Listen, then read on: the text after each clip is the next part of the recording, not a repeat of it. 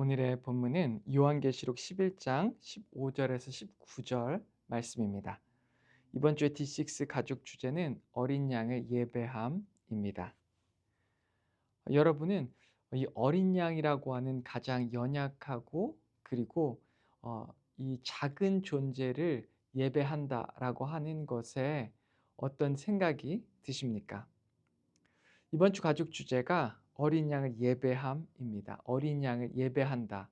어떻게 보면 참 예수님을 모르는 사람이 이 말을 들으면 이상하다라고 하는 생각이 들 것입니다. 그런데 우리는 이 어린 양이 예수님을 의미하는 것을 잘 알고 있습니다. 예수님께서 이 땅에 처음 오셨을 때 정말 낮고 연약한 모습으로 이 땅에 오셨습니다. 하지만 예수님께서는 어 우리를 위해서 죽으시고 그리고 담담히 희생하셔서 그리고 우리를 구원하시는 그 구원의 사역을 끝까지 감당해 내신 것이죠. 여러분은 이 예수님을 어떻게 보고 계십니까? 오늘 이 말씀 요한계시록의 말씀을 함께 나누면서 예수님을 과연 우리는 어떻게 보아야 할지를 다시 한번 찾아봤으면 좋겠습니다. 요한계시록을 보면 크게 이 세 가지 사건이 나옵니다. 첫 번째는 7개의 인을 떼는 장면이 나오지요. 그리고 두 번째는 7개의 나팔이 불려지는 장면이 나옵니다. 그리고 세 번째는 7개의 대접이 부어지는 장면이 나옵니다. 7개의 이 먼저 이 인을 떼는 장면을 설명하면 이 7개의 인을 뗄 때마다 놀라운 사건들이 발생하는데요. 여러분이 잘 아시다시피 과거에는 왕이 자신의 편지를 누군가에게 보낼 때 이 왕이 그것을 직접 썼고 또한 이 왕명이 담긴 것을 증명하기 위해 그리고 이 편지가 열려지지 않도록 하기 위해 그곳에 빨간 양초에 이 어 촛농을 뿌리고 놓고 그리고 그곳에 왕의 이 도장을 찍었습니다. 그래서 이 편지가 열려지지 않도록 한 것이죠. 그것처럼 예수님 하나님께서는 당신의 그 미래의 놀라운 계획을 담은 이 두루마기에 7개의 인을 봉인하셨습니다. 그리고 그 봉인을 예수님께서 어린 양 예수님께서 그 봉인을 하나씩 하나씩 열어가는 것이 이 요한계시록에 보면 잘 나와 있습니다. 7개의 인을 다 뗀 이후에 그 이후에 나팔이 불리기 시작하는데요. 천사가 첫 번째 나팔, 두 번째 나팔 해서 7번째 나팔이 부르는 그 순간 그 놀라운 일이 일어나는 것이 바로 오늘 본문의 메시지입니다. 이 나팔은 무엇을 의미합니까? 이 나팔은 이제 마지막이 점점 다가왔다라고 하는 경고를 의미합니다. 또한 나팔은 왕이 오셨다고 하는 모든 사람들에게 이렇게 알리는 역할을 하는 이 나팔 소리라고도 말할 수 있죠. 이렇게 나팔은 예수님이 다시 오실 때가 가까워옴을 알리는 그 알람의 의미를 하고 동시에 세상의 끝이 가까웠다는 것을 알리는 신호의 역할도 합니다. 그래서 천사가 하나씩 하나씩 이렇게 나팔을 불 때마다 세상에 큰 재앙이 일어납니다. 이 재앙은 이 7번이 연속해서 이렇게 7번 첫 번째 나팔 그리고 두 번째 나팔 해서 울리는데 이 나팔이 울릴 때마다 우리는 이 세상의 끝이 다가온 것을 알 수 있고 또한 동시에 이 온 땅의 구주이시자 왕이신 심판자로 오실 이 예수님의 재림이 다가왔다라고 하는 것을 우리에게 보여주고 있는 것입니다.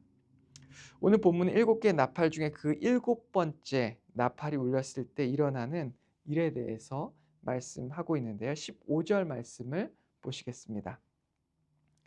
일곱째 천사가 나팔을 불매 하늘에 큰 음성들이 나서 이르되 세상 나라가 우리 주와 그의 그리스도의 나라가 되어 그가 세세토록 왕노릇 하시리로다 하니.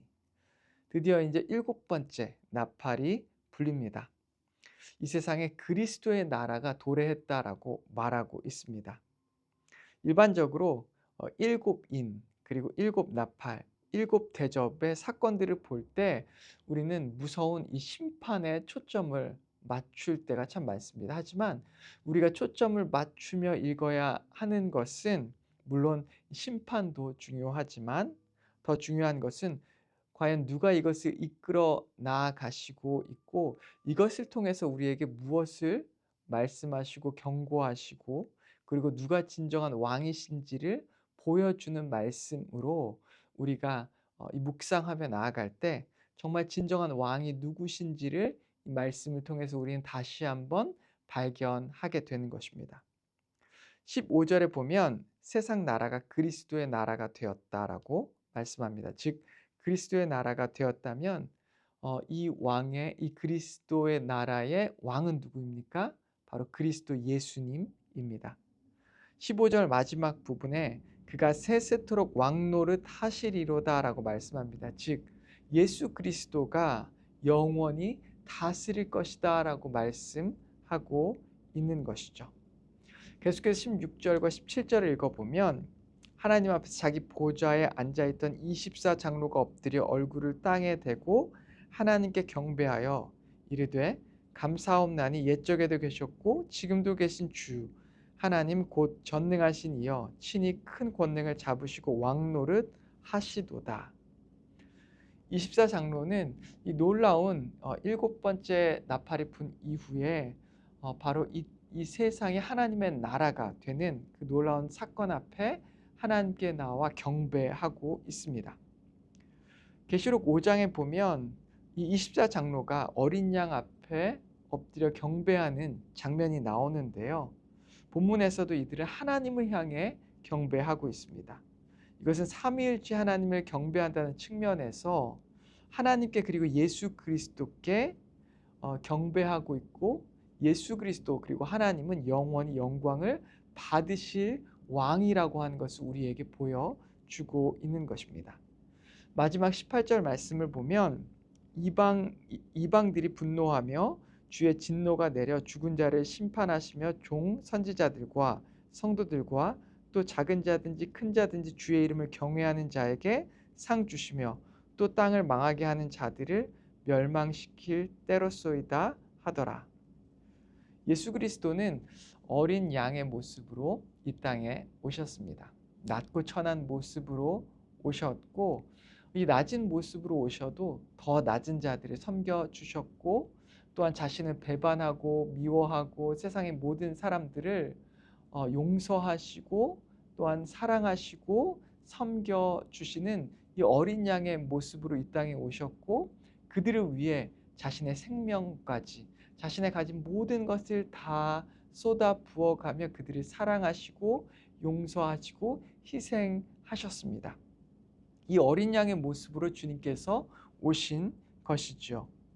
그런데 오늘 이 본문에 나온 이 예수님은 드디어 심판주로 또한 이 온 땅의 구주로 그리고 왕으로 이 땅에 오셔서 이 땅을 악하게 만들고 망치는 모든 이들을 심판하시고 또한 낮은 이나 작은 이나 큰 자나 이 주님을 믿고 경배하는 자들을 상 주시는 심판자의 모습으로 오심을 우리에게 보여주고 있는 것입니다. 여러분이 예수님을 어떻게 보시면서 살아가고 계십니까? 작고 연약한 어린 양으로 예수님을 바라보십니까?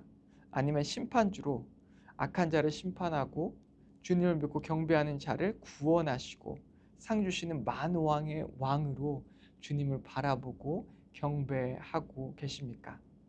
오늘 주님을 우리의 만왕으로 보고 또 그 주님을 우리의 구주로 믿고 나와 주님께 엎드려 진심으로 찬양하고 경배하는 저와 여러분 모두가 되기를 주님의 이름으로 축원합니다. 함께 기도하겠습니다. 하나님 아버지 감사합니다. 우리를 위해서 이 땅에 어린 양 연약한 모습으로 오시고 또한 주님께서 가지신 모든 것들을 다 쏟아 부어 주시며 우리를 사랑하시고 용서하시고 섬기시고 또한 죽기까지 희생하셔서 우리에게 생명을 주신 주님 감사합니다. 이제 말씀은 나팔이 울리고 하나씩 하나씩 울리고 또한 인이 하나씩 떼이며 주님께서 가까이 오실 날을 우리에게 증거하고 있습니다. 하나님 아버지, 그 날이 점점 가까이 올 때에 우리가 주님을 어린 양으로만 보는 것이 아니라 이 온 땅의 심판주로 또한 이제 도래할 그리스도 나라의 주인으로서 왕으로 믿고 바라보고 경배하고 예배하며 살아갈 수 있게 인도하여 주시옵소서. 예수님의 이름으로 기도했습니다. 아멘.